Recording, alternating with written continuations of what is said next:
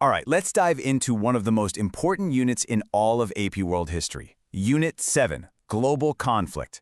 We're going to connect the dots from the collapse of old empires right through 2 world wars and show you exactly how each event set the stage for the next. Let's get right into it.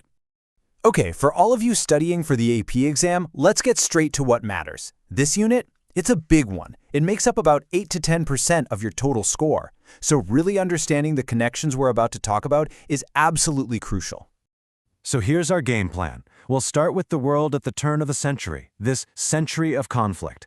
Then we'll see how things exploded into World War I, look at the shaky, unstable peace that followed, and see how that just cascaded right into World War II. We'll also have to face the terrible human cost of it all, before tying everything together. Thinking in terms of cause and effect is going to be your best friend for the exam. To really get a grip on the huge conflicts of the 20th century, you have to go back to the very beginning. You see, the world order was already incredibly fragile. The huge land-based empires that had been around for centuries, well, they were starting to crack under all kinds of pressure, from the inside and the outside. What's so important to see here is that this was a global pattern. It wasn't just one empire in trouble. You have the Ottoman Empire, the sick man of Europe, where new Turkish nationalism was pushing other groups away. You have China's Qing dynasty, totally weakened by foreign interference and massive rebellions. And then there's the Russian Empire, where fast industrialization created a new working class that was ready to tear down the whole system. These weren't separate problems. They were all signs that the world was on the edge of a massive, radical change. Now, all these crumbling empires left a huge power vacuum, and the tensions that rushed in to fill that void, that's what would eventually explode into World War I. This wasn't a war that just appeared out of nowhere. It was the result of decades of pressure building up, like a volcano ready to blow. For your exam, the absolute best way to remember the long-term causes is this acronym, MAIN. That's militarism, alliances, imperialism, and nationalism. You put those 4 things together, and you've basically built a giant powder keg across Europe, just waiting for a single spark to set the whole thing off. So first up, M is for militarism. Thanks to the Industrial Revolution, countries like Germany and Great Britain could build up huge armies and navies like never before. And this wasn't just for defense, it was a matter of national pride. But, it creates this vicious cycle. When your neighbor builds a giant new battleship, you feel like you have to build 2 bigger ones.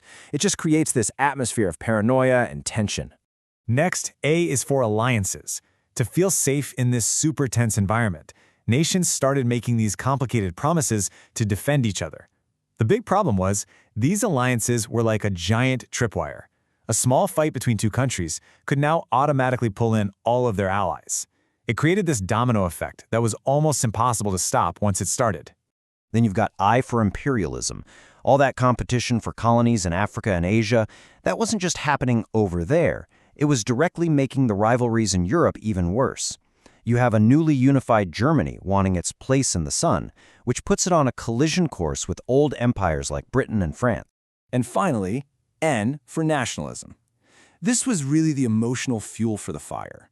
We're talking about an intense, almost aggressive kind of patriotism that made people believe their nation was superior and that going to war was a glorious thing. You have to understand, with this mindset, trying to find a compromise looks like weakness. War starts to seem like the only real option. And when that war finally came, it was a horror nobody could have imagined. This was total war, meaning entire countries, from factories to farms, were all mobilized for the war effort.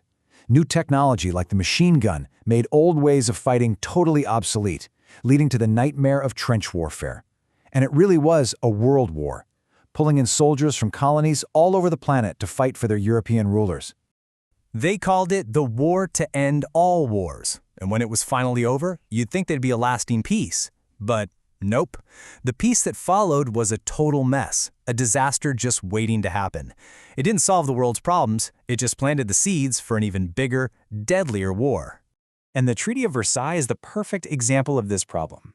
It was way less about building a stable future and way more about punishing Germany. The reparations payments were so huge they crippled Germany's economy. And the famous War Guild Clause, which forced Germany to take all the blame, that created this deep, burning resentment that would poison politics for years to come. Then, on top of all that political anger, the Great Depression hits and just supercharges everything. As economies fell apart, people got desperate. In a democracy like the US, that led to reforms like the New Deal. But in places like Germany, Italy, and the Soviet Union, the crisis made people lose all faith in democracy. It opened the door for totalitarian regimes that promised easy answers, from Stalin's brutal 5-year plans to the fascist systems in Italy and Germany, where the government basically told companies what to make, which more often than not was weapons for the next war. So that brings us to Section 4. The cascade continues. This deadly mix of economic desperation and simmering resentment led directly to a second and even more destructive World War. You can see how the causes of World War II flow right out of the failures of the years before. You have these aggressive, fascist ideologies in Germany, Italy, and Japan that promise to restore national greatness through conquest. Meanwhile, the democracies, still scarred by the First War and hammered by the Depression, tried a policy of appeasement. They kept giving dictators like Hitler what he wanted, hoping he'd just stop. But of course, that just made him bolder, until finally his invasion of Poland was the last straw. What's really useful here is to compare the two wars side by side. World War I, at its heart, was a fight between old empires over land and power. But World War II? That was a war of ideas. Fascism versus democracy versus communism. The technology got even scarier, from lightning-fast blitzkrieg to the atomic bomb. And the outcome wasn't another flawed treaty. It was a completely new world order, split between two rival superpowers. We can't talk about this period of history without facing its darkest, most painful chapter.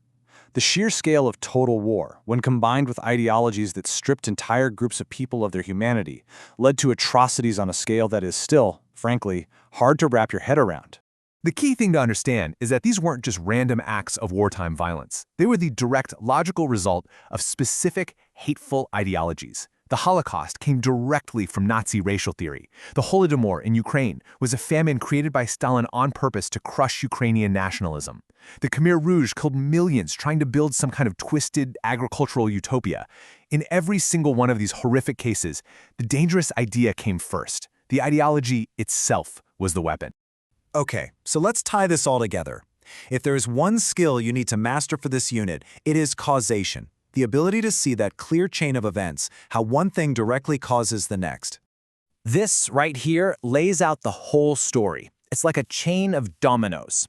The old empires collapse, and the main tensions tip over the first one, World War I.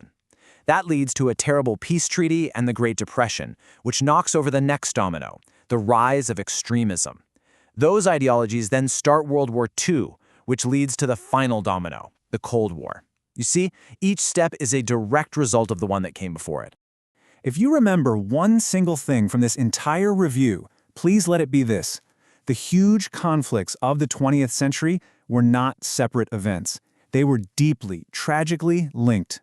Understanding that connection is the absolute key to making sense of this entire unit. And that leaves us with one last really important question. This history isn't just a bunch of facts and dates to memorize for a test. It's a series of incredibly powerful and often very painful lessons. So as you study, ask yourself, when you look at these cycles of conflict, what are the most critical warnings from the past that we really need to be listening to today?